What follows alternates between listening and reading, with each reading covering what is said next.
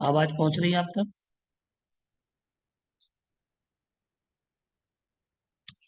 चलिए। हाँ सर। हम आज ऋग्वेद, यजुर्वेद, सामवेद, अथर्ववेद आदि वेदों के अंतर्गत वेदांग वेद साहित्य के अंतर्गत हम वेदांग साहित्य के विषय में चर्चा आप लोगों से कर रहे हैं। वेदांग साहित्य क्या है?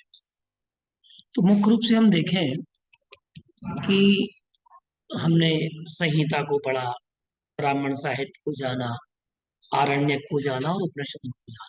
इसके बाद क्रम आता है वेदांगों का। जो वेद के सहायक अंग हैं उन्हें वेदांग कहते हैं। जैसे जैन दर्शन में द्वादशांग है, जो श्रुत के सहयोगी हैं, श्रुत हैं, साक्षात श्रुत हैं, सो वो द्वादशांग है, उनके उपांग है। ठीक उसी प्रकार से वैदिक साहित्य में ये वेदांग कहलाते हैं। और इन वेदांगों में हम अगर चर्चा करते हैं तो देखते हैं कि वेदार्थ को समझने के अभिप्राय से ही प्रातिशाख्य नामक ग्रंथों की रचना की गई। और ब्राह्मण ग्रंथ, सूत्र सूत्र, गृह सूत्र, आरण्यक, उपनिषद ग्रंथ भी उसी वेद के विस्तारित रूप हैं।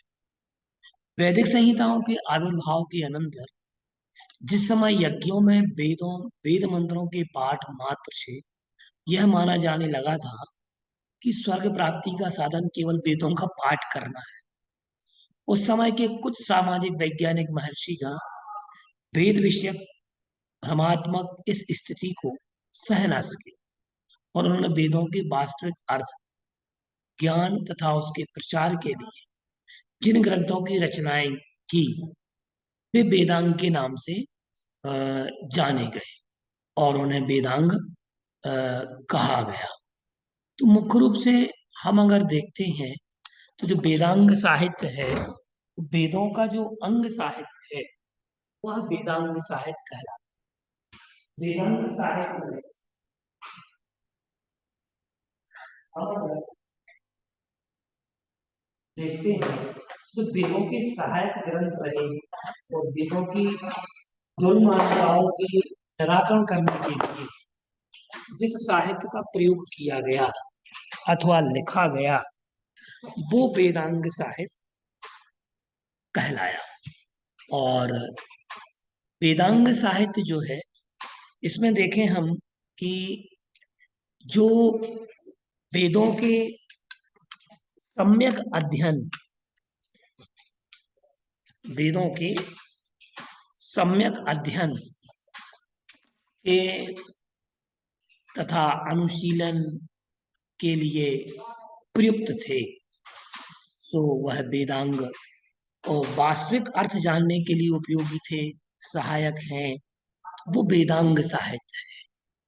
और वेदांग साहित्य की अगर हम परिचर्चा करते हैं तो वेदांग का अर्थ है वेदस्य अंगानि, अर्थात वेद के अंग। अंग शब्द की व्युत्पत्ति अंग्यते ज्ञायन्ते एभिरिति अंगानि से हुई, जिसका अर्थ है जिसके द्वारा किसी वस्तु के स्वरूप की पहचान, परख, अंग्यन्ते, ज्ञायन्ते, जिसके अंगों का ज्ञान हो रहा हो, जिसका ज्ञायन्ते, उसके स्वरूप की पहचान, परख, ज्ञान करने में जिससे सहायता मिलती है, वह उन्हें अंग कहा जाता है। वेदों का अर्थ जानने के लिए जिन शास्त्रों ग्रंथों का प्रयोग किया जाता है उन्हें वेदांग कहते हैं। और ये कैसे हैं?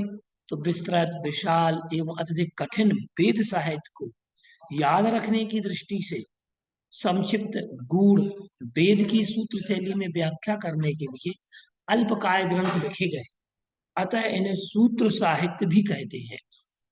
जिनमें हम अगर देखें तो कहा गया है शिक्षा व्याकरणम छंदो निरुक्त ज्योतिषम तथा कल्पस्येति षडंगानि वेदस्य आहुर मनीषिणा। फिर से सुने, शिक्षा व्याकरणम छंदो निरुक्त ज्योतिषम तथा कल्पस्येति षडंगानि वेदस्याहु मनीषिणा। अर्थात शिक्षा, व्याकरण, छंद, निरुक्त, ज्योतिष और कल्प के भेद से ये वेदांग 6 है। जिस तरह शरीर में सभी अंगों की उपयोगिता एवं विशिष्टता होती है, ठीक उसी तरह वेदार्थ को समझने के लिए वेदांगों की अपनी अपनी उपयोगिता एवं विशिष्टता है। विशिष्टता इस प्रकार शरीर में हर अंग की महत्वता है, उपयोगिता है। ठीक उसी प्रकार से शिक्षा, व्याकरण, छंद, निरुक्त, ज्योतिष और कल्प, इन 6 अंगों की अलग अलग उपयोगिता उपादेयता है। हम शिक्षा को समझे पहले, तो वेदों में कहा है कि शिक्षा घ्राणम तु वेदस्य, वेदों की या वेद पुरुष की नासिका शिक्षा को कहा जाता है। अब ये शिक्षा को नासिका क्यों कहा जाता है? जैसे कि देखिए, आप अ, अगर अच्छे पढ़े लिखे हैं तो आपकी नाक शिक्षा बचा सकती है। नाक से तात्पर्य क्या है? आपकी प्रतिष्ठा है, आपकी इज्जत है, तो ये कौन बचाएगा? कौन बचाएगा भाई बताओ? सुभी, सुरभि, अनुभूति, ऋषु, तासु, समर्पण। शिक्षा ही एक ऐसी वस्तु है, शिक्षा ही एक ऐसा गुण है जो आपकी प्रतिष्ठा बना सकता है, और वह गुण उसमें विद्यमान होता है। अब हम बात अगर ये करें कि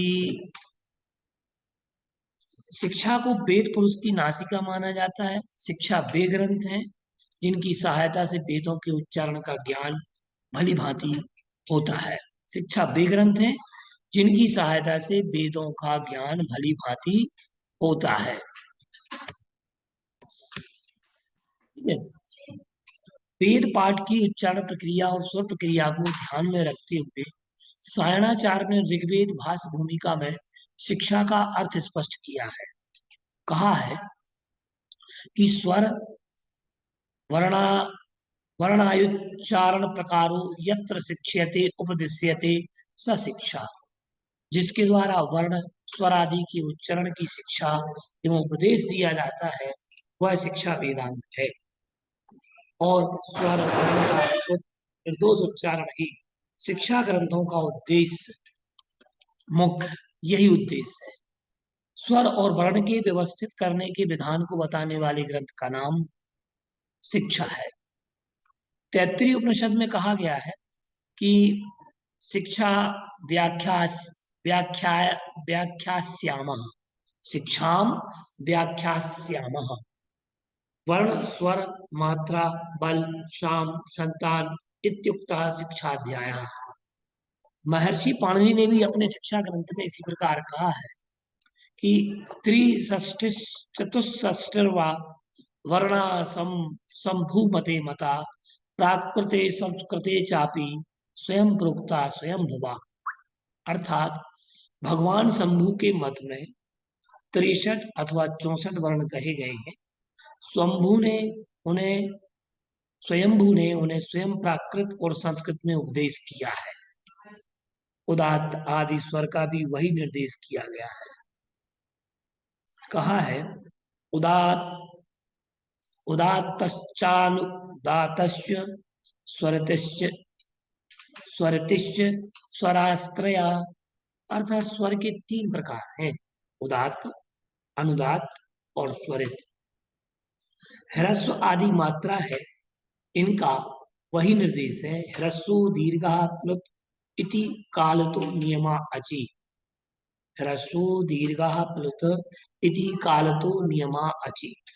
ह्रस्व, दीर्घ और प्लुत, ये 3 मात्राएं काल के नियम के अनुसार अच में अर्थात स्वर में होती हैं। तात्पर्य यह है कि नियमानुसार वर्णों के उच्चारण न होने पर समाज में श्रोताओं के मन में शब्द श्रवण का प्रतिकूल प्रभाव पड़ता, सामंजस्य समाज में बैठाने में विघ्न होता। उदाहरण के लिए कहा है कि हम अगर इसको देखें कि कहते हैं कि मंत्रहीनो स्वरतो वर्णतो वा मिथ्या प्रयुक्तो न तमर्थमाह सा वज्रवेजो सा वाक वज्रो यजमान हिनस्ति यथेन्द्र शत्रु स्वरतो अपराघात। जो मंत्र वर्ण या स्वरहीन होता है वह मिथ्या प्रयोग के कारण अभीष्ट को प्राप्त नहीं करता। वह वाणी रूपी वज्र बनकर यजमान का ही नाश कर देता है। जैसे स्वर अपराध होने से इंद्र शत्रु शब्द यजमान के नाश का कारण बना। इन इंद्र शत्रुवर्धस्व के स्थान पर इंद्रे शत्रुवर्धस्व, इंद्र शत्रुवर्धस्व के स्थान पर इंद्रे शत्रुवर्धस्व उच्चारण करने से स्वयं वृत्तासुर का नाश हुआ और इंद्र को समृद्धि की प्राप्ति हुई। इंद्र को समृद्धि की प्राप्ति हुई। तो इस प्रकार से हम इसमें देखते हैं कि तो इंद्र को समृद्धि की प्राप्ति हो गई मंत्र में। इसमें अंत्योदात स्वर के स्थान पर आद्योदात स्वर का उच्चारण ही मुख्य कारण था। तो किसी भी मंत्र का प्रयोग जब स्वर अथवा वर्ण से हीन होकर किया जाता है तब वह मिथ्या ढंग से प्रयुक्त होने के कारण उस अर्थ की प्रतीति नहीं करता जिस अर्थ प्रतीति के लिए वह बोला जाता है, बल्कि वह संस्कार ही वर्ण या स्वर बाघ रूपी वज्र का रूप धारण कर लेता है, कर यजमान का ही अनिष्ट करने वाला हो जाता है। जिस प्रकार इंद्र शत्रु वर्धस्व के द्वारा स्पष्ट किया गया। तो इस मंत्र में मुनि के द्वारा विवक्षित अर्थ था कि इंद्र का शत्रु बढ़े। मुख्य अर्थ क्या था? इंद्र का शत्रु बढ़े अर्थात इंद्र के शत्रु की वृद्धि हो। इसका अर्थ क्या था? इंद्र शत्रु वर्धस्व। लेकिन हुआ क्या? इंद्र शत्रु वर्धस्व के स्थान पर वृत्तासुर का नाश हो गया और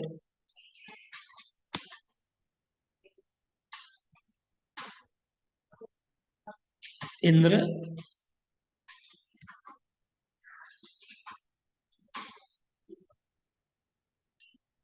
तो ये वह नाश किसका हुआ? इंद्र के शत्रु का नाश। तो यहां हम देखें परंतु उक्त पाठ इसमें क्या हुआ कि इस अर्थ के अनुसार इंद्र शत्रु में तत्पुरुष समास होना चाहिए क्योंकि तत्पुरुष के अंत में उदात्त होता है, परंतु उक्त पाठ स्वर का आद्युदात हो गया। तो आद्युदात के कारण क्या हुआ? परिणामस्वरूप इंद्र में ई का उदात स्वर में पाठ हुआ, फलतः तत्पुरुष समास न होकर बहुव्रीहि हो गया।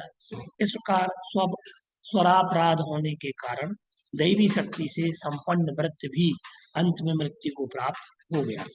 अब हम देखें वेद आधारित शिक्षाएं।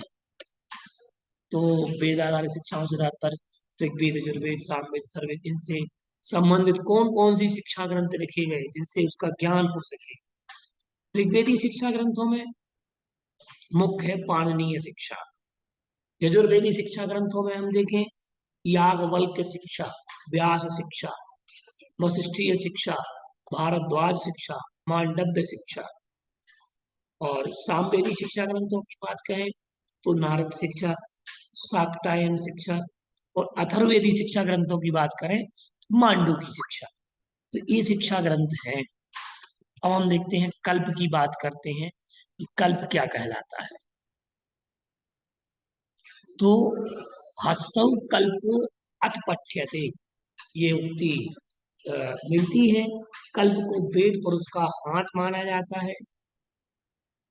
कल्प का अर्थ है विधि, नियम, न्याय, कर्म और आदेश किया गया है। कल्प कल्पयते, समर्थयते, याग, प्रयोगो अत्र इति व्युत्पत्ति अर्थात कल्पयते, समर्थयते, याग प्रयोगो अत्र इति व्युत्पत्ति, जिसमें यज्ञ की विधियों तथा वेद विहित कर्मानुष्ठानों, नियमों, रीति, व्यवस्थाओं, धर्म आज्ञाओं, जिज्ञासाओं का सारभूत प्रतिपादन किया गया है, उसे कल्प सूत्र कहते हैं। कल्प्यते, समर्थयते, याग प्रयागोऽत्र इति व्युत्पत्ति। ब्राह्मण ग्रंथों के प्रतिपादकों सरल प्रतिपाद्य के लिए, जो उसमें विषय वस्तु वर्णित थी ब्राह्मण ग्रंथों में, तो उनके उनको सरल सहज करने के लिए कल्प सूत्रों की रचना हुई। उन्हें 4 भागों में विभक्त किया गया: श्रोत्री सूत्र, गृह सूत्र, धर्म सूत्र और शुल्ब सूत्र। हम इनको जाने, इनकी विषय वस्तु को संक्षेप में समझते हैं कि श्रोत्री सूत्र क्या है। सूत्र जिसमें श्रुति प्रतिपादित महत्वपूर्ण यज्ञों का वर्णन है, वे श्रोत्र सूत्र कहलाते हैं। गृह सूत्र गृह संबंधी यज्ञों, उत्सवों का, विधियों का जिसमें वर्णन है, वह गृह सूत्र कहलाते हैं। धर्म सूत्र की अगर हम बात करते हैं, तो धर्म सूत्र वह है जिनमें धर्म, रीति, नीति, वर्ण, आश्रम के सामाजिक नियमों का वर्णन है, जिनमें सो धर्म सूत्र है, मतलब जिनमें इसका वर्णन है, जिनमें किसका वर्णन है,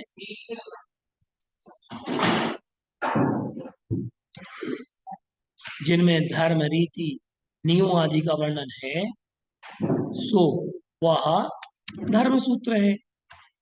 अब हम देखते हैं शुल्ब सूत्र, जो यज्ञ वेदी निर्माण से संबंधित नाप तौल प्रमाण गणना संबंधी नियमों का वर्णन जिनमें है, सुशुल्ब सूत्र है।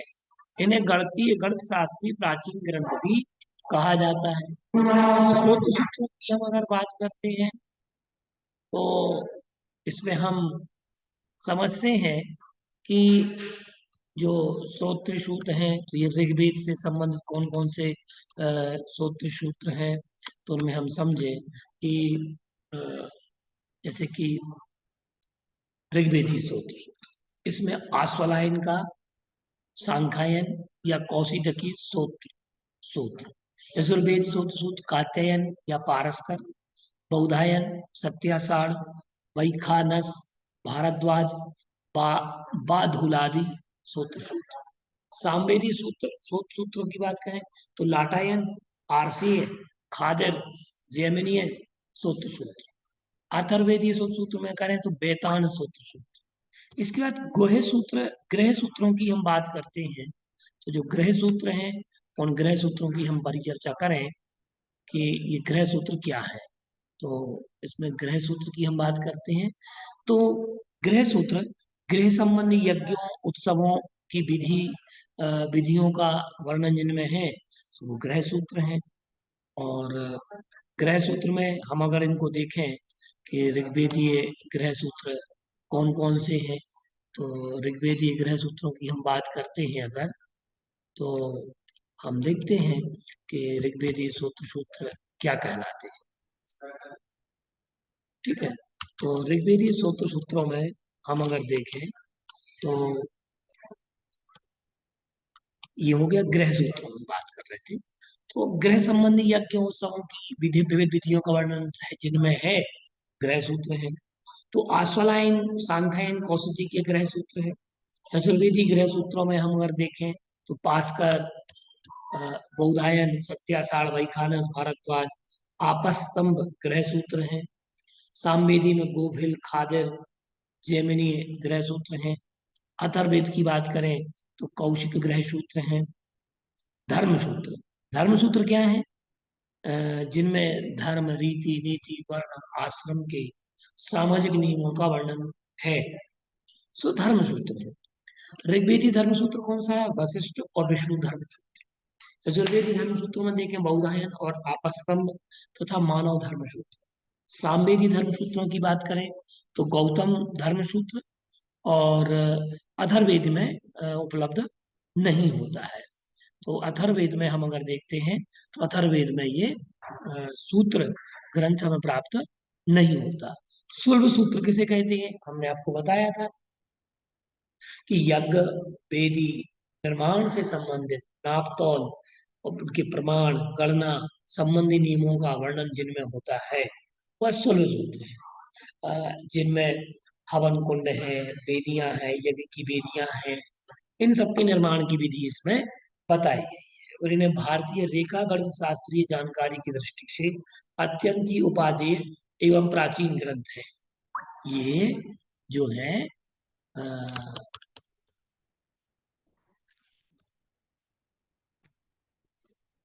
अब ऋग्वेदी स्वर्ण सूत्र चूंकि अनुपलब्ध है, यह केवल हमें यजुर्वेदी स्वर्ण सूत्र मिलते हैं। सामवेदी स्वर्ण सूत्र अनुपलब्ध है, अथर्ववेद के स्वर्ण सूत्र भी अनुपलब्ध है। तो इसमें यजुर्वेद में कात्यायन, बौधायन, आपस्तंभ तथा मानव, मैत्रायणी, बाराह और बाधूल स्वर्ण सूत्र प्राप्त होते हैं। और हम अगर अभी दूसरे अंग की बात करें, ये तो हमने केवल आपसे शिक्षा की बात करी, जो शिक्षा ग्रंथ हैं और शिक्षा ग्रंथों में ये सूत्रों की बात आई थी। इसके बाद कल्प कल्प आए द्वितीय अंग में। तृतीय अंग जो है, तृतीय अंग जो है वह है व्याकरण। मुख्य रूप से व्याकरण में कहा भी गया है कि ये ज्ञान की महत्वता बताने के लिए स्वर अथवा वर्ण के विपरीत कोई प्रयोग ना हो, उसको बताने के लिए अ, ये व्याकरण का निर्माण हुआ।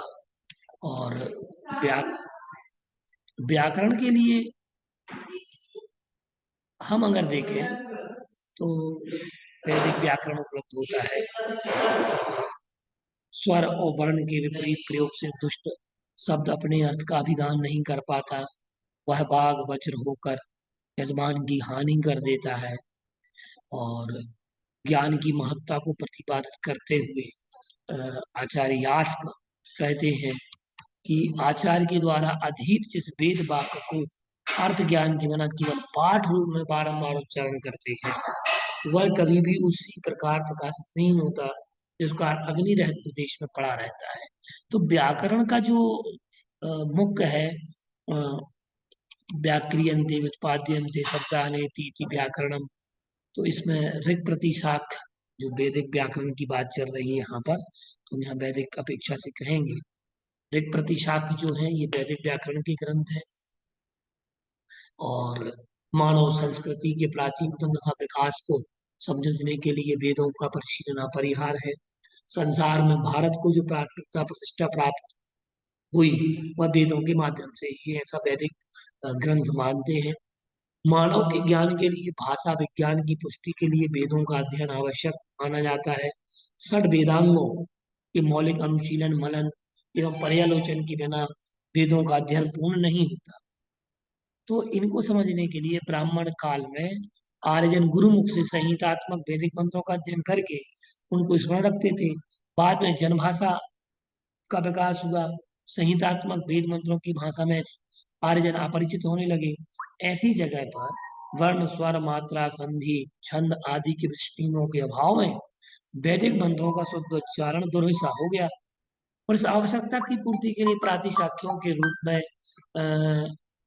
ग्रंथ मुख्य महत्वपूर्ण है। प्रातिशाख्य ग्रंथ ऋग्वेद प्रातिशाख्य, तैत्तिरीय प्रातिशाख्य, वाजसनेयी प्रातिशाख्य, अथर्ववेद प्रातिशाख्य और ऋग तंत्र, ये ग्रंथ है प्रातिशाख्य व्याकरण से संबंधित।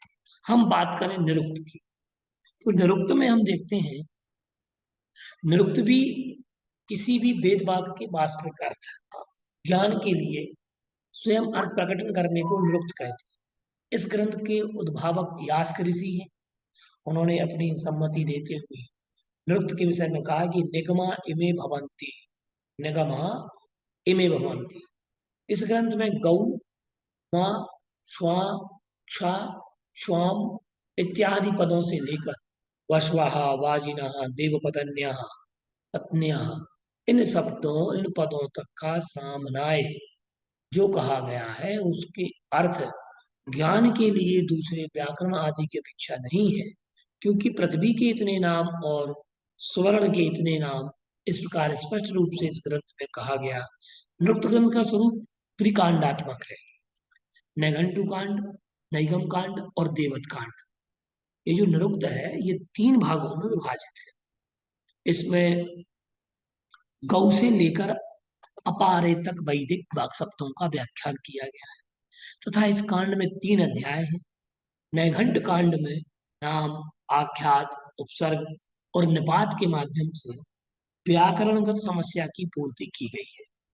साथ ही सद्भाव विकार के द्वारा आध्यात्मिकता भी का पुट भी समाहित किया गया है। इसके बाद हम देखते हैं नैगम कांड में। इस कांड में तीन अध्याय हैं और जहां से लेकर ऋषि शम पर्यंत शब्दों का निर्वचन इसमें किया गया है। देवत कांड, इस कांड में अग्नि से लेकर देव पत्नी पर्यंत शब्दों का निर्वचन किया गया है।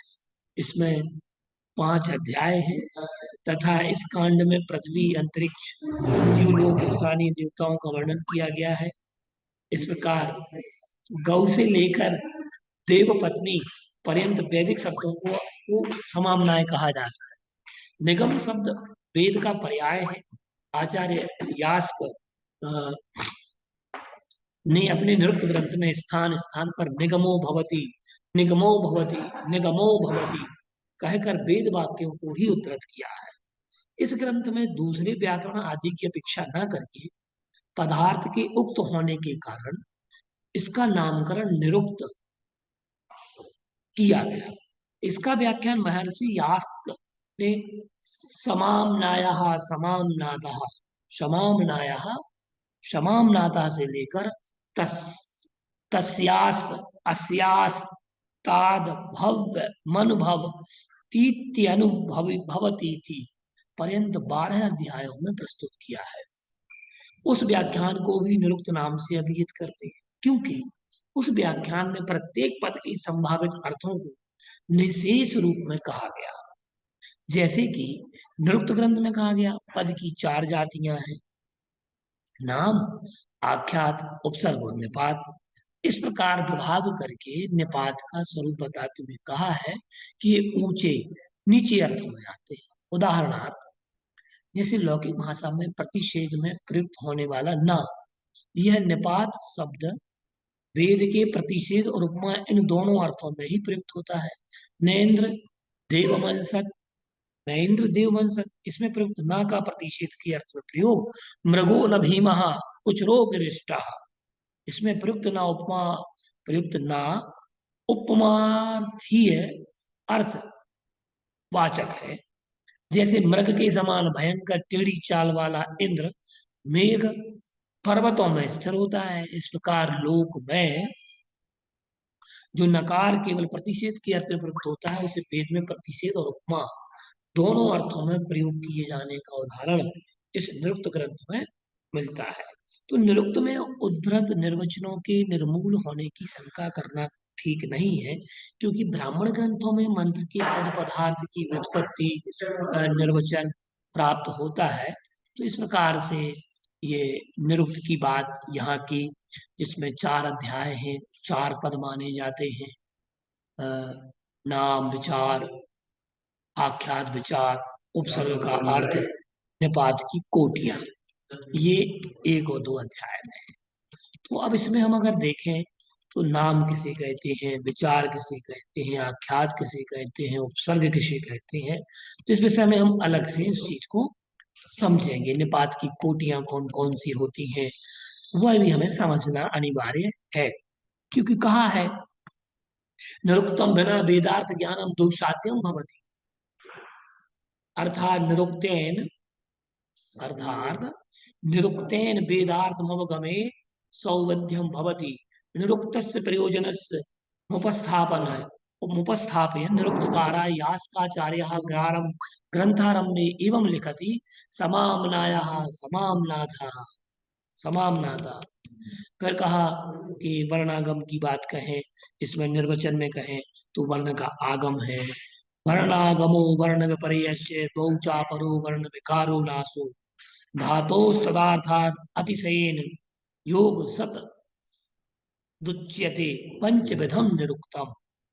यह मानव जो है स्वभाव है कि शब्द उच्चारण में सरलता की और मानव की स्वाभाविक रुचि होती है, और इसी कारण से ही आगम विपर्यय विकार लोप धातु अर्थ की अतिशयता का निर्वचन किया जाता है। वर्णागम क्या है, वर्ण विपर्यय क्या है, वर्ण विकार क्या है, वर्ण लोप क्या है, धात्वार्थ विषय क्या है, उदात अनुदात स्वरित ईश्वर है। छंद की बात करें तो वेदार्थों वेदांग में छंद शास्त्र का बड़ा महत्व है। जिस प्रकार अन्य उपरोक्त शास्त्रों को वर्णित किया गया, प्रत्येक वेद मंत्रों में विशेष प्रकार के छंदों का विधान है, जैसा कि आमनातः है। तो छंदों के विचार में कहें तो क्रमशः चार चार अधिक अक्षरों वाले 7 छंदों, प्रातः काल के अनुवाक में कहते हैं गायत्री छंद में 24 अक्षर होते हैं। इससे भी आगे आगे चार अधिक उपश्री छंद में होते हैं। उत्तरोत्तर क्रमतः ये छंदों के नाम वैदिक छंदों में 7 छंद हैं। ज्योतिष की बात हम कहते हैं तो कात्यायन मनु महर्षियों द्वारा रचित ग्रंथों में ज्योतिष का प्रयोजन एवं महत्व है। ज्योतिष के विषय में कहा गया है कि यज्ञार्थ यज्ञ कालार्थ सिद्ध है, अर्थात यज्ञ के समय की सिद्धि के लिए ज्योतिष का अध्ययन करना चाहिए। ज्योतिष शास्त्र में काल विशेष की विधियां श्रुत हैं। संवत्सर में तद्भुतम चरित, अर्थात निर्देश पूर्वक कहा जा रहा है कि यह व्रत संवत्सर पर्यंत करें।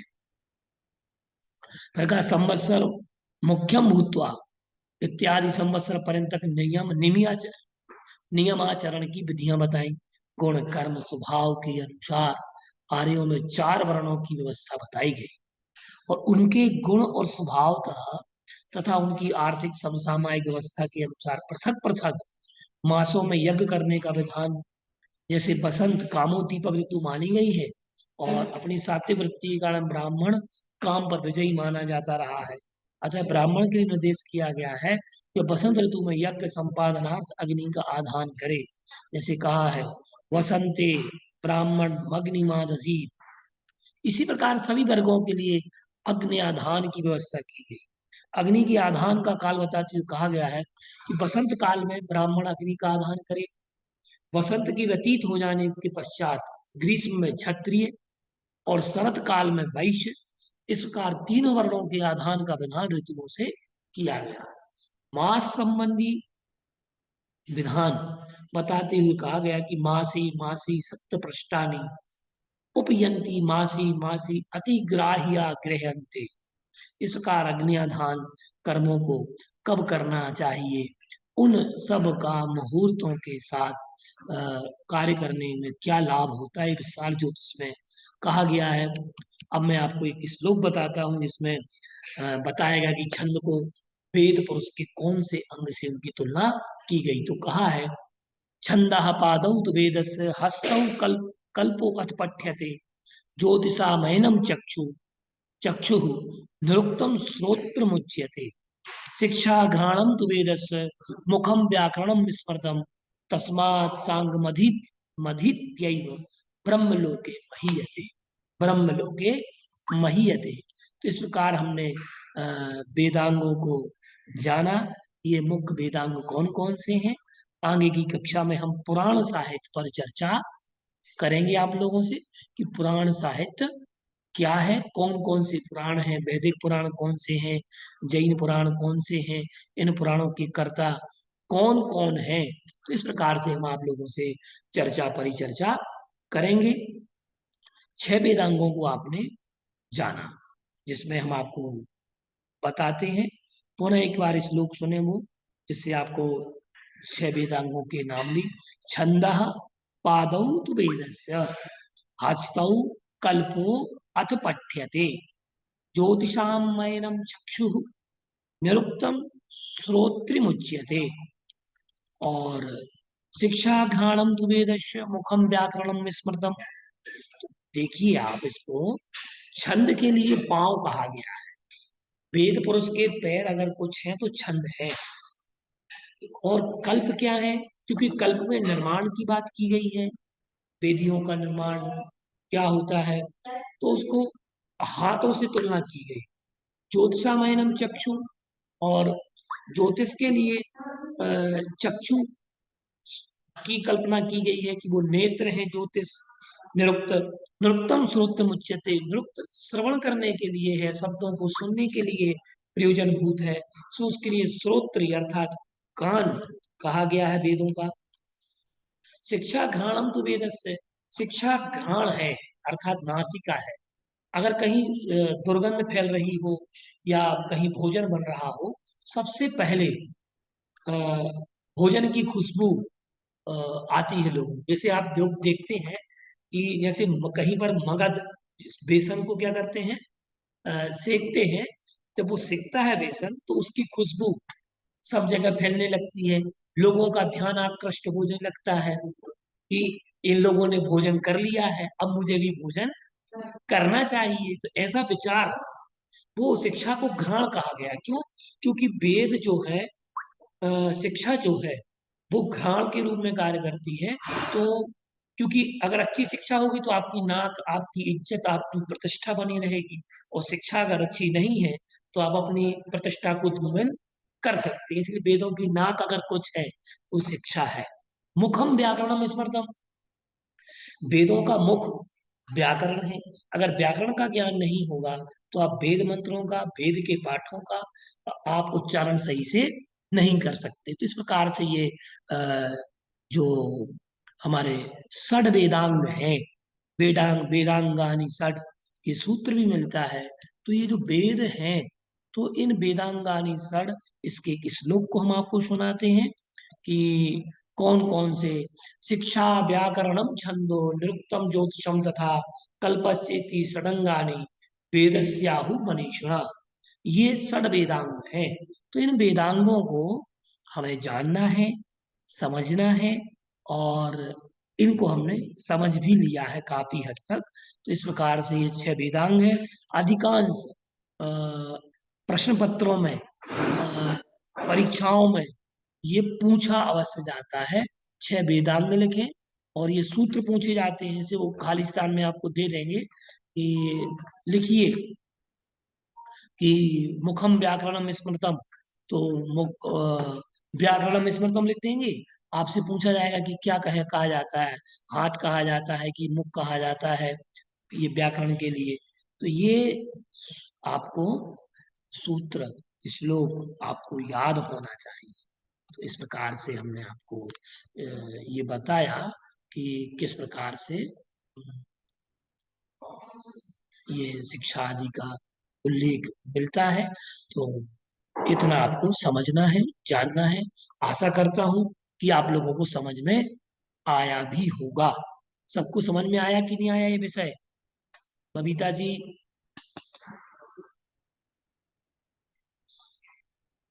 जितने लोग जी भैया, समझ में आया।